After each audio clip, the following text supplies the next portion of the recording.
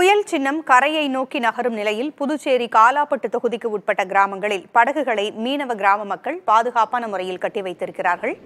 கூடுதல் தகவல்களை தர நமது செய்தியாளர் ஆனந்தன் இணைந்திருக்கிறார்.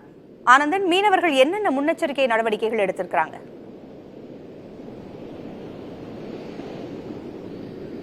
வங்கக்கடலில் நிலை கொண்டிருக்கக்கூடிய காற்றழுத்த தாழ்வு மண்டலமானது அது புயலாக மாறுவதற்கான அதிக வாய்ப்பு இருக்கக்கூடிய இந்த நிலையில அந்த தாழ்வு மண்டலமானது எந்த ஒரு நகரும் இல்லாமல் இருக்கக்கூடிய சூழ்நிலையில வடமேற்கு பகுதி இருக்கக்கூடிய அதிக அளவுல மழைப்பொழிவு இருக்கும் என்று, அதே போல இது புயலாக மாறி வரும் 30ஆம் தேதி காரைக்கால் மாமல்லபுரம் இடையே கரையை கடப்பதற்கான வாய்ப்பு இருப்பதாக வானிலை ஆய்வாளர்கள் எச்சரிக்கை தெரிவித்திருக்கக்கூடிய இந்த நிலையில புதுச்சேரி கடற்கரை ஓரமாக இருக்கக்கூடிய அனைத்து பகுதியிலுமே முன்னெச்சரிக்கை நடவடிக்கைகளை அந்த அரசு மேற்கொண்டிருக்கிறது.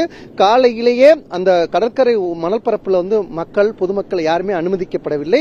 இந்த நிலையில இந்த காலாப்பட்டு தொகுதிக்கு உட்பட்ட சின்ன காலாப்பட்டு, பெரிய காலாப்பட்டு, அதே போல உள்ளிட்ட அந்த பகுதியில் முழுவதும் இருக்கக்கூடிய மீனவ கிராம மக்கள்ல அந்த படகுகள் சேதமடையாத அளவிற்கு கரை மேலே அப்புறப்படுத்தி ஒன்றன் அந்த படகு இடிபட்டு சேதமடையாத அளவுக்கு அந்த படகுகள் கல்லில் கட்டப்பட்டிருக்கக்கூடிய காட்சியை நம்மால் பார்க்கப்படுகிறது.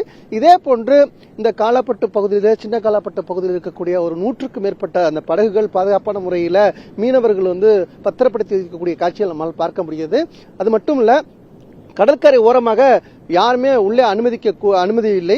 காவல்துறை தொடர்ந்து பாதுகாப்பு பணியில் ஈடுபட்டுக் கொண்டிருக்கிறார்கள். வரக்கூடிய பொதுமக்களுக்கு எச்சரிக்கை செய்யக்கூடிய நிகழ்வு இங்கே பார்க்க முடிகிறது. கடற்கரையில கடல் சீற்றம் அதிகமாக இருப்பதன் காரணமாக இயல்பாக பொதுமக்களும் ஆர்வமுடன் பார்க்கக்கூடிய சூழல் இருக்கும். அதை தவிர்க்கக்கூடிய நிலையில கடல்ல மாணவர்களோ மற்றவர்களோ யாரும் உள்ளே குளிக்கக்கூடிய வகையில தொடர்ந்து கடற்கரை ஓரமாக இருக்கக்கூடிய இடங்கள்ல காவல்துறை தொடர்ந்து பாதுகாப்பு பணியில் ஈடுபட்டுக் கொண்டிருக்கிறார்கள். இருப்பினும் முன்னெச்சரிக்கை நடவடிக்கையாக பல்வேறு நடவடிக்கைகளை இம்மாநில அரசு மேற்கொண்டிருக்காங்க. அதாவது காற்று அதிகமாக வீசக்கூடிய இந்த நிலையில கடலோரம் இருக்கக்கூடிய பகுதியில் பாதுகாப்பான முறையில் இருக்கணும் தொடர்ந்து வலியுறுத்தப்பட்டிருக்கிறது.